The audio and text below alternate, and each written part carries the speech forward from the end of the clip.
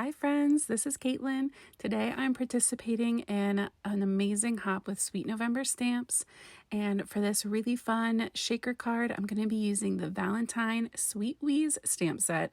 Look how freaking adorable these are. So we're going to use 3 of the images from this as well as one of the sentiments. But while I'm getting to work, I want to tell you that there's also an Instagram hop going on. This is my card for the Instagram hop. It's also a shaker, but featuring these adorable little mice. So if you haven't already, please head on over to Instagram as well when you're done with this hop so that you get double the chances to win this full stamp set. So I'm going to start trimming down paper, but I want to go through quickly all of the rules to participate in the hop.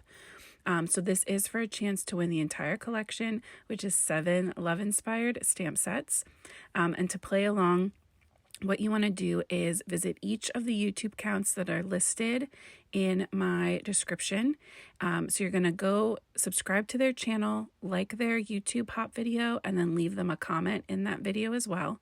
There are 8 videos, and you have 4 days to hop along. So this is running from Sunday, February 4th through Wednesday, February 7th, and then one randomly selected winner is going to get announced on Thursday, the 8th.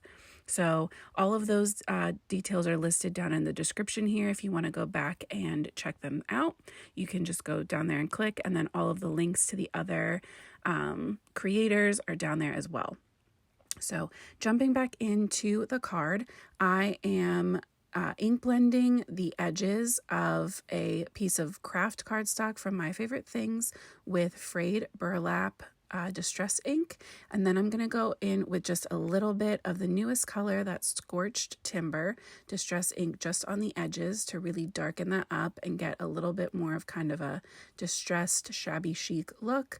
That's what I was going for. I wanted something that would even out or balance out all of that glitter that we're using for that larger panel in the back. And then to tie these two panels together, I'm going to go in and add these hearts from Pink and Maine. I love this stencil, and I'm going in with Kitsch Flamingo to start, and then we'll also add a little bit of I think it's the picked berries. I don't know, we'll see in a second, won't we? So that larger glitter panel, that's cut to an A2 5.5 by 4.25. This craft panel that I'm inking up now is trimmed down 3/4 of an inch on each side. So that way we get that really nice pop. Yep, so then I'm going in with the picked raspberry right around the edges just to help really emphasize that vignette feeling where the center is way lighter, or at least a little bit lighter than the edges.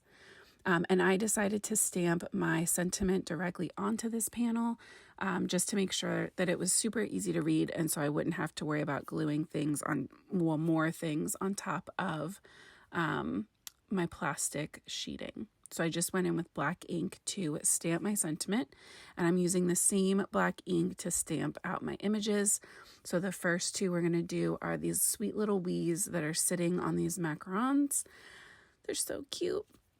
As well as this little individual kind of truffle chocolate. And then we will also be stamping out the single macaron, and we'll be adding that over to the side. So my idea was to kind of have these like tumbling over in the front of our card, and then having the shaker element kind of as a surprise element in their background.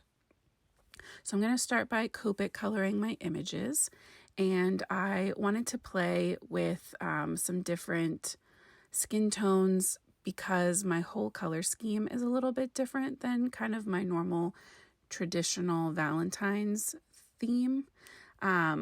I was really inspired by the sequins that I end up using in my shaker first for this whole card. It kind of set the color story and the tone.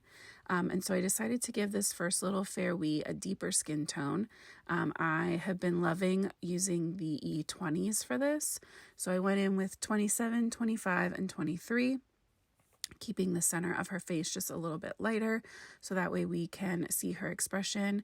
And because this was for Valentine's, I really wanted to have some blushy cheeks, so I brought in my R22 for that and then just blended it out a little bit to soften it into everything else. For my other little girl, I went for more of an Asian or more golden skin tone. So I pulled my E30s, which are just a tiny bit warmer than those more neutral E like 10s, right? Like the usually I use like E13, E11, E00. So just a little bit more warmth than those. And also added a softer blush to those cheeks and blended them out. For her hair on the deeper skin tone fairy, I decided to go with the E49 for my darkest, and then E59 and 57, which is kind of my go-to deeper brunette hair color trio. And then what I really like to do is to go back in with my E49 at the end to re-emphasize all of that texture. Especially for her hair, it just has the beautiful curl to it. And I really wanted to keep that and kind of embrace it. I honestly just had so much fun working on this card. It took me a while. This one was definitely a long one, but I enjoyed the entire process. And my little mouse shaker, I don't dislike it. I'm still happy with it, but something just didn't feel right on it. Where this one, when I was done, I was so happy. So if any of you ever go through that, I encourage you to not let it stop you from making your next card, because one that you feel a little indifferent about could be followed by one that you absolutely adore. So if that ever happens to you, you can now just think of me, because it happens to me, honestly, quite often.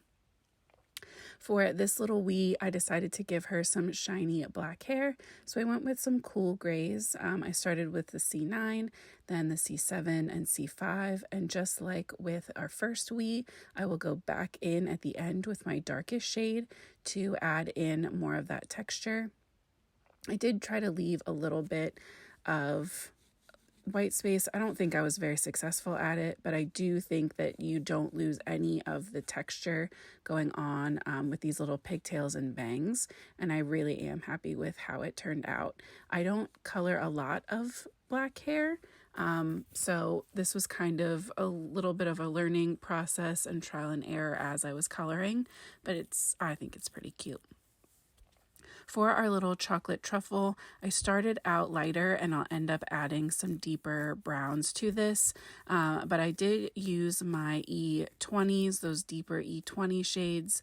With a name like Milk Chocolate, you have to use E27. It's just the law. But I decided it just wasn't dark enough once all of the color was down. So I will go back in with E49 and then add those same 20 shade colors over the top and like to blend out further. And I really love how that combination ended up as well. For that little squiggle of frosting or whatever it is on the top, I'll bring in some pinks. I really got inspired by those sequins for that kind of pink, chocolatey, gold. Just, it gave such a shabby chic kind of vibe to the colors. That's just how I kind of built everything off of that. And so just keeping that in mind, I went with a gold wrapper for my little chocolate. I started with an E87, then blended that out with some E84 for kind of more of that old gold feeling. Then I brought in some Y23 just to make sure that it still pulled a little yellow. I colored all of the macarons with the same marker combination. I'm going to show you all 3 of these in the stack. The individual one I cut out just for time because this is definitely a longer video, and especially for a hop, I feel bad when they're longer because you guys already have more to watch. So maybe I'll put the macaron as a short, just that single one by itself, and that way if you really want to see how that was colored, you can still check it out, or like a reel or something, or both. So I'm going in with the R89 as my deepest shade to add some shadow under the little feet of the cookie and then along that textured edge. Sorry, I'm still battling getting over this stupid cough. So I blended that out with the R56 and then jumped back into the rest of the 80s. That is the best bridge that I have for myself on those. I also took a second to add some shine and highlights to that little chocolate. So I'm going in with the R89 again for this one, adding that shadow under that top macaron along the little foot, and then stippling in some texture for both of those sides, then adding in a deeper shadow under that bottom cookie foot. Blending that out with the R56.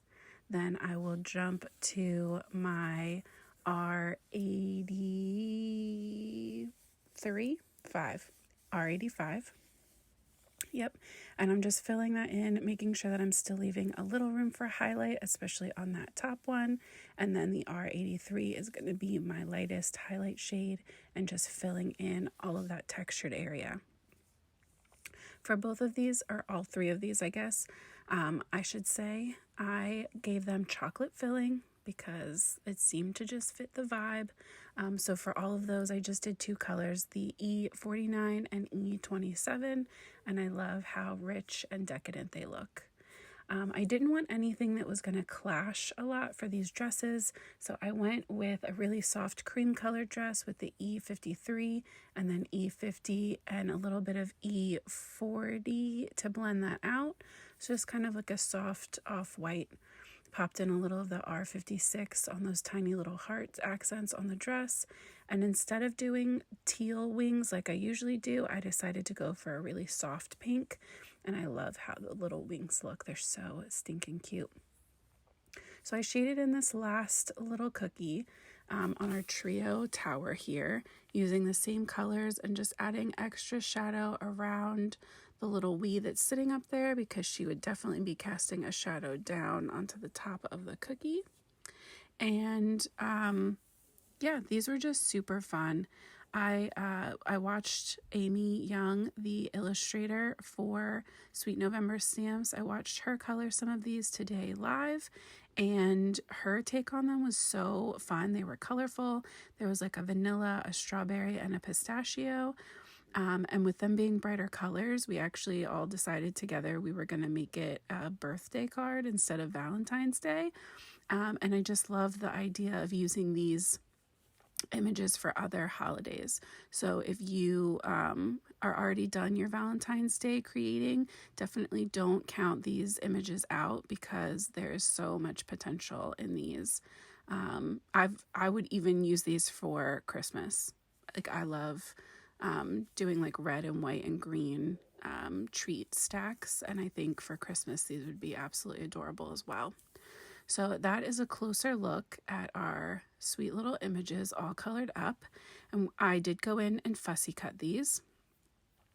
So I cut out most of it, but I left in this one just to show you that even for like this whole set is pretty easy to fussy cut. Nothing is super crazy. None of the edges are super crazy. So if you are someone who doesn't enjoy fussy cutting, I just want to take a little bit of the fear maybe out of these kind of stamp sets. I have all of my products assembled here, and we are going to create our flat shaker panel. So to do that, I'm taking a piece of stamp packaging and trimming it down so it's just a little bit wider and longer than my smaller panel there. And I'm going to take some adhesive tape runner and add it to 3 of the sides. Then I'm going to fold my packaging up. I did decide at this moment to add a little bit of anti-static powder. It definitely helped my shaker bits move, my sequins move around better, but I think I added just a little bit too much, and in some spots when I'm shaking it, you might be able to see there's a little bit too much residue. It was a little cloudy, my plastic, because of that powder. So if you're going to try that, just be really mindful that you're not adding a lot. But then I sealed up the other 2 sides so that we have this nice pocket, and I'm adding the box of chocolate sequins from Possum Stamps, as well as blushing rose. And these are the sequin mixes that really inspired my whole color story. I just think they're so beautiful and such a different and unique Valentine's color scheme. There's definitely nothing wrong with the traditional red, white, and pink. Do whatever makes you happy. But if you're looking for something a little different to try, I highly recommend this kind of gold, rose pink, and brown. Super fun combination. So I added some tape runner to the top and then folded over that last side. I like to trim the corners so there's not a lot of extra bulk when it's time to attach our panel. And you can see that everything is shaking and moving around really well, mostly because of that powder. But again, I would say use a light hand.